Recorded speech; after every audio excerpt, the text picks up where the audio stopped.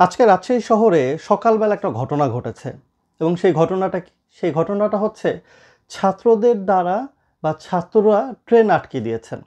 কেন আটকে দিয়েছেন? কারণটা হলো আজকে জাতীয় জুলাই সনদ ঘোষণা করা হবে মানিক মিয়া এভিনিউতে। তো সেজন্য গোটা বাংলাদেশ থেকে বেশ কয়েকটা বড় বড় শহর থেকে সরকার পয়সা খরচ করে ট্রেনের ব্যবস্থা করে দিয়েছেন, যেন এই ছাত্ররা তারা ঢাকায় যেতে পারে, এই অনুষ্ঠানে যোগদান করতে পারে এবং পরে যেন আবার ফিরে আসতে পারে। এখন এই ছাত্ররা কেন ট্রেন আসলে বন্ধ করে দিল?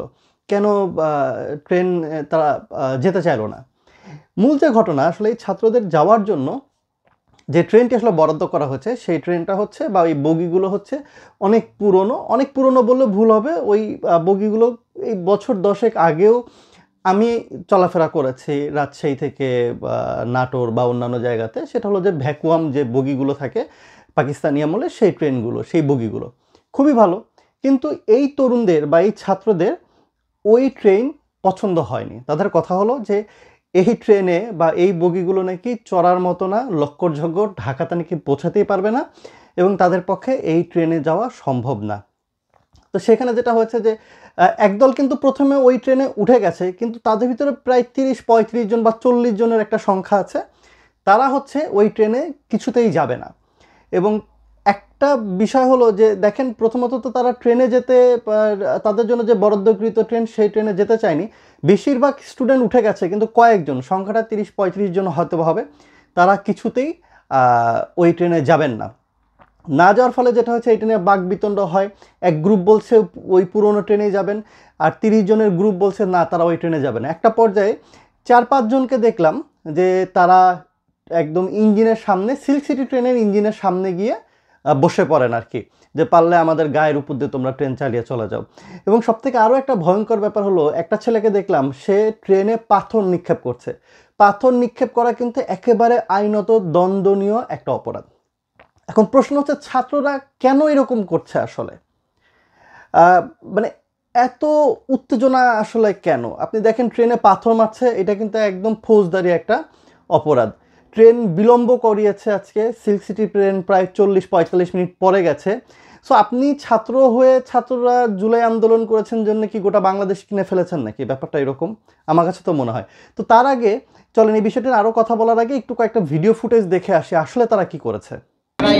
জুলাই ঘোষণার দিনে তাদেরকে যে ট্রেনটা দিয়েছে রাজশাহী ছাত্রদের জন্য, এই ট্রেনটা পরিত্যক্ত ট্রেন। এই ট্রেনে ঢাকায় যাওয়ার কোনো পরিবেশ নাই, ভিতরে টয়লেট এবং সিট, এখানে যে দীর্ঘ জার্নি করবে সেই পরিবেশটা নাই ট্রেনের মধ্যে। তাহলে কী করে আমরা ওখানে ঢাকায় যাব? আমরা এই জন্যে অবাঞ্ছিত ঘোষণা করছি। আমরা ট্রেন বা হচ্ছে এই দেশ এখন দাঁড়ায় আছে তাদের রক্তের ওপরে। তারা যে ঢাকায় যাবে, এই এমন একটা ট্রেন দিছে, এত বাজে অবস্থা এই ট্রেনের। এই ট্রেনে যদি আমার জুলাই যোদ্ধা ভাইরা যায়, রাস্তায় একটা দুর্ঘটনা ঘটবে না, তার কোনো গ্যারান্টি আছে? এই ট্রেনের সমস্যা কি ভাই? এই ট্রেনটা আসলে বলে বুঝাইতে পারবো না। এই ট্রেনের সিট এত পরিমাণের বাজে, লোকাল ট্রেনের সিটও মনে হয় এর চেয়ে ভালো হয়। দ্বিতীয় ইস্যু হচ্ছে ইঞ্জিন, দেখেন ইঞ্জিনটা মনে হচ্ছে ভাঙ্গে এখনই পড়ে যাবে, এমন একটা অবস্থা। প্রত্যেকটা বগির ভিতরে সিট এত পরিমাণের বাজেট, এই বাজেট সেন্ট্রাল থেকে যখন তারা যাত্রা করে বিভিন্ন জায়গায় যায়, তারা কত বড় ভালো ভালো গাড়িতে, হেলিকপ্টার, বিমানে যাতায়াত করে। বড় বড় নেতা যারা আছে তারা এইসব গাড়িতে হেলিকপ্টারে যাওয়া আসা করে। আর আমাদের জুলাই যোদ্ধাদের কোনো দাম নাই, তাদের রক্তের উপর দাঁড়ায় আছে, তাদেরকে এরকম বাজে একটা ট্রেন দিয়ে। জুলাই আন্দোলনের যে উদ্দেশ্য ছিল, সেটা ছিল যে বৈষম্যহীন একটি বাংলাদেশ হবে, যেখানে কোনো দুর্নীতি থাকবে না, ছাত্র রাজনীতি থাকবে না, একটা সুন্দর বাংলাদেশের আশায় কিন্তু বাংলাদেশে এই আন্দোলনে প্রায় ১৪০০ মানুষ জীবন দিয়েছে, ২৫,০০০-এরও বেশি মানুষ পঙ্গু হয়েছে। তো এর পরিবর্তন, যে এই যে জুলাই আন্দোলনের পরে যে পরিবর্তন আমরা দেখতে চাচ্ছিলাম, যেটা স্বপ্ন ছিল, সেই পরিবর্তনে কিন্তু আজকে এটা দেখা গেছে যে ছাত্ররা চাইলে ট্রেন বন্ধ করে দিতে পারে, ছাত্ররা চাইলে ট্রেনে পাথর মারতে পারে, ছাত্ররা চাইলেই মানে যা খুশি তাই করতে পারে। আপনি চিন্তা করেন যে এখন যা দেখছি বাংলাদেশে, সেটা হচ্ছে যে ছাত্ররাই মনে হচ্ছে প্রশাসন চালাবে, ছাত্ররাই ঠিক করে দিবে ক্লাস হবে কি হবে না, ছাত্ররাই ঠিক করে দিবে যে ভিসি কে হবেন, ছাত্ররা ঠিক করে দিবেন পরীক্ষা হবে কি হবে না, ছাত্ররা ঠিক করে দিবেন প্রশাসন যন্ত্র কিভাবে চলবে। আলটিমেটলি কিন্তু এখন সেটাই হচ্ছে। তো এইভাবে যদি চলতে থাকে, আসলে লাভটা কার? লাভ কি ছাত্রদের, নাকি ক্ষতিটা সকলের? এই বিষয়টা একটু আসলে চিন্তা করতে হবে আমাদের। বাড়ির ভিতরে দেখবেন যে একটা পরিবারে বড় ভাই, ছোট ভাই, মেজো ভাই থাকলে ছোট ছেলেটা সবসময় একটু ন্যাওটাই হয় আর কি। ওর সবথেকে ভালো জিনিসটা চাই। তো আজকে কেন জানি মনে হলো যে ডক্টর ইউনূসের ছোট ছেলে তো আসলে এই বৈষম্য বিরোধী ছাত্ররা কিংবা এনসিপি, তো এদের সবসময় ভালো জিনিসটা চাই। যেখানে 250 জনের জন্য আজকে রাজশাহী থেকে যে টিকিটের বরাদ্দ ছিল, 250 জনের কথা ছিল যে রাজশাহী থেকে যাবে সে ভ্যাকুয়াম ট্রেনে বা ভ্যাকুয়াম বগিতে, সেখানে 250 জনের ভিতরে 30-35 জন হচ্ছে ডক্টর মোহাম্মদ ইউনূসের ছোট ছেলে। এদের সবসময় বেশি ভালোটা দরকার। তো আমার কাছে কেন জানি মনে হয় যে তারা সিল্ক সিটিতেই কেন যেতে চাইলেন আসলে, বা কেন সিল্ক সিটিতে উঠলেন? এটা ব্যবস্থা করে পাশে তো শামুকদম এয়ারপোর্ট আছে, সেখান থেকে বিমানে গেলেই তো তারা পারতেন। ছোট ছেলেরা তো সব কিছু একটু বেশি বেশি পায় আসলে, হ্যাঁ। তো তারা না হয় বিমানে যেতে পারতেন, বিমানে যেতেন, বিমানে আসতেন, সেটা বরঞ্চ বেশি ভালো হতো না? এইভাবে যদি চলতে থাকে, ছাত্রত্ব ভাই কোনো অধিকার নাই। তুমি এই যে একটা সিল্ক সিটি ট্রেনে 700-800 মানুষ যায়, যদি 40 মিনিটও যদি অপেক্ষা করাতে হয়, কতগুলো মানুষের সময় নষ্ট হলো।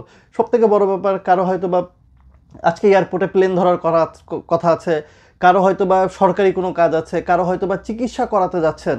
তা আপনার এই নেটমি পানার জন্য যে এতগুলো মানুষের সময় যে নষ্ট হলো, এইটার দায়ভার কে নিবে? এটা কি ছাত্র সমাজ নিবে? ছাত্র সমাজের কি এই কাজ যে একটা ট্রেন আমি থামিয়ে দিব? মানে আমাদের আন্দোলন কি আসলে আমাদের রক্তের ভিতরে ঢুকে গেছে কিনা? কিছু হলেই ট্রেনে পাথর মারবো। ট্রেনে পাথর মারা হচ্ছে ফৌজদারি অপরাধ, এটার বিষয়ে কিন্তু আজকে কেউ কোনো কথা বলেনি, হ্যাঁ।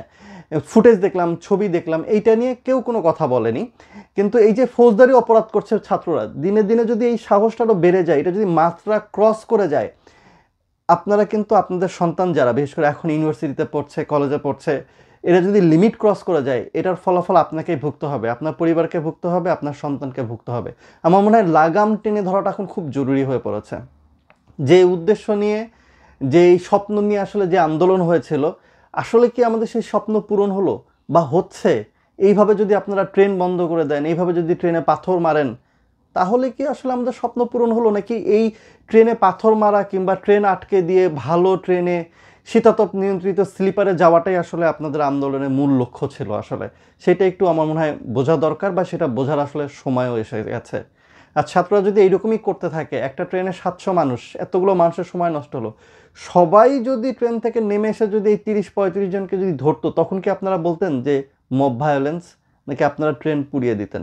নাকি সেই তাদের বিরুদ্ধে গিয়ে কোনো কথা বললে আপনারা এগ্রেসিভ হয়ে সাথে সাথে যা ব্যবস্থা নেওয়ার সেটা নেবেন আসলে?